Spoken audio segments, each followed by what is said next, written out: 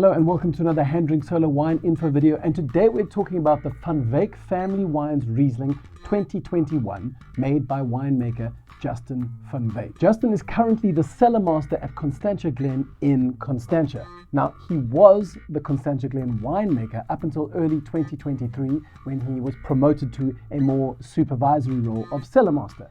Fans of Constantia Glen may be interested to know that the former assistant winemaker, Georgina Wilkinson, has now replaced Justin in the position of head winemaker. Now, Justin started at Constantia Glen way back in 2008 when he himself was an assistant winemaker. It took him 3 years to move up to the position of head winemaker, and then after that it took him another 10 years before in 2021 he won the Diners Club Winemaker of the Year award, and the wine that raked in the gold for him was a 2017 vintage of Constantia Glen's 5. It's a Bordeaux blend made up of the 5 red cultivars that dominate plantings within the Bordeaux region. Now, when you ask Justin what are the wine regions of the world that inspire him, unsurprisingly, his first answer is right bank Bordeaux, specifically Pomerol and Saint-Emilion. I say unsurprisingly because if you know Constantia Glen at all, you'll know that every single one of their wines is made from Bordeaux cultivars. They are the 5 that we already mentioned on the red side, and then on the white side, they make wines from Sauvignon Blanc and Semillon.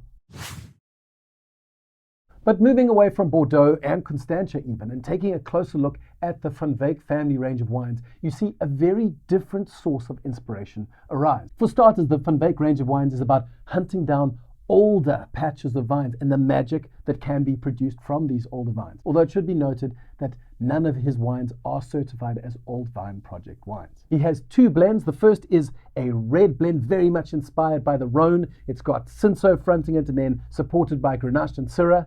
Then he has a fascinating white Cape blend which has Chenin and Chardonnay as the lead singers, and they're supported by Roussanne and Riesling and a little bit of Viognier. And then he also has 3 cultivar wines. He has an Elgin Syrah, he has a fascinating Chenin Blanc, which is taken from fruit from Stellenbosch and Wellington, and it's a mix of vines that are between 30 and 50 years old. And then most relevantly for today, he has a single Stellenbosch Riesling, made from vines planted in 1982.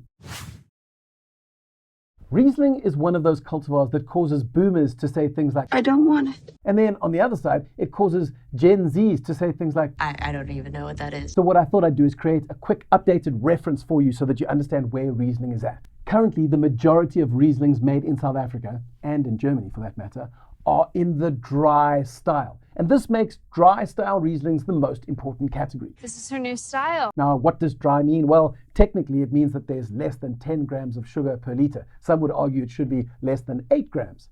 But either way, dryness has to do with level of sugar in the resultant wine after fermentation. Of course, the number of 10 grams or 8 grams really doesn't mean very much, and it doesn't help us to figure out what the wine tastes or smells like. It all depends on what else is going on in the drink. Let me give you an example. In Schweppes dry lemon, there's 120 grams per liter of sugar, and yet because of all the acidity and bitterness going on, we wouldn't describe it as overtly sweet. Conversely, original recipe Coca-Cola has only 106 grams of sugar per liter, and yet moms everywhere go into spasm about how sickly sweet it is. And that's because the flavor balance is different. And the same goes for things like tonic waters. Most tonic waters have about 90 grams of sugar per liter, which is way more than a sweet drink like Iron Brew. The funny thing is that most people would describe tonic water as being bitter, but we'd all agree that Iron Brew is a sweet drink. And really, all sorts of drinks have those dynamics going on. Producers of soft drinks or wines or milkshakes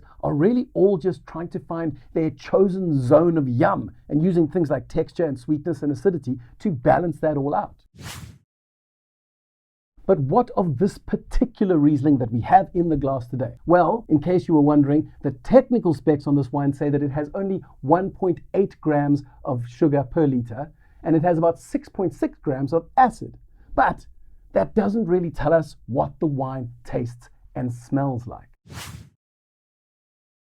So when we get into the glass, there are immediately 2 categories that reveal themselves. There are the aromas that come from the fruit, and there are the aromas that come from the oak. And this makes total sense because we know that the wine was matured in a combination of old neutral oak, second fill oak, and also some clay amphora. So on the fruitier, sweeter side of things, we have notes like marmalade, peach preserve, and lemon blossom. And then there is also a little touch of that waxy, smoky kerosene. On the oak side of things, there's some pretty magical notes of fennel and macadamia nut nougat, which I find fascinating. And when we take a sip, well, it really does come together quite beautifully because the fruit does sit in the center. The kind of bright, tart Seville oranges and also those nectarine and peach notes.